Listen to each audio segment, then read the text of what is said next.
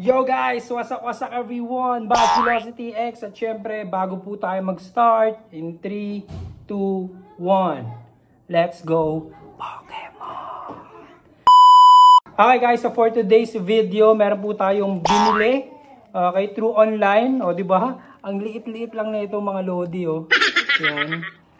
Okay, so binili natin to mga Lodi, gawa ng kailangan natin. Siyempre, hindi naman tayo bibili ng hindi natin kailangan. Ayun. So guys, samahan niyo po ako. Open po natin kung ano po yung item na ito.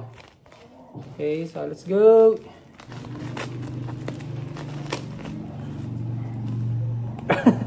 Grabe, hindi man lang nilagyan ng plastic ng sailor. Okay, so ganito lang siya. Ganito lang siya. Napaka-practical niya ng ganito. Okay, so ihulog lang natin to mga Lodi, ha. Ang solid naman ng sailor, di man lang nilagay sa maliit na plastic. Kaya ganun lang siya. Ayan, ayan. Ay, nahulog. Ayan, ito lang siya mga Lodi.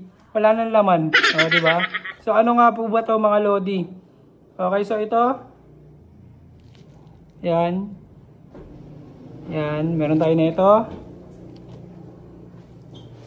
Okay. Meron tayong Deadpool. Yan. And meron po tayong Batman. Ayan. Para saan nga po ba to mga Lodi? Ikakabit natin to. Let's go. Okay guys, so ito guys, para dito tong mga to, yung binili natin para dito. Okay, unahin natin si Mario. Ayan, Mario. Mario. Si Mario yan pa. Ay, tama. Pangalawa si Deadpool. Yan, ganito na siya. Yan. Di ba ang cute? Pangalawa si Deadpool. Yan, sana guys, di siya natatanggal. Okay, ganyan siya. Number 2 si Deadpool. Yan. Ako lagay pa kay Deadpool. Next. Deadpool. Ayan. Favorite ko yun, di ba? Dati. Batman. Ay, kung may Wolverine sana. Kasi lalawan. Isa Deadpool, isa Wolverine.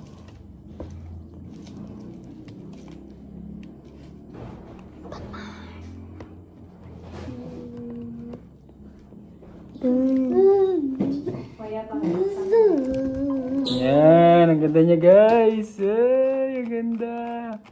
Yan, and lastly, si Batman. Ayan.